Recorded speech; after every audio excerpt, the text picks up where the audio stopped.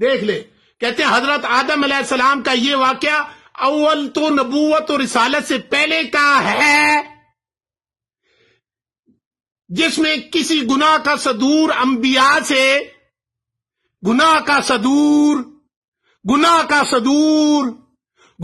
صدور انبیاء سے بعض اہل سنت کے نزدیک عصمت کے خلاف نہیں ہے۔ لعنت کس پہ ڈالنی ہے؟ خود فیصلہ کر لو۔ پوچھو پڑھنا پڑھ ہمت کر پڑھنا۔ ہاں تو اہل سنت ہے نا، وہ بات اہل سنت ہے نا۔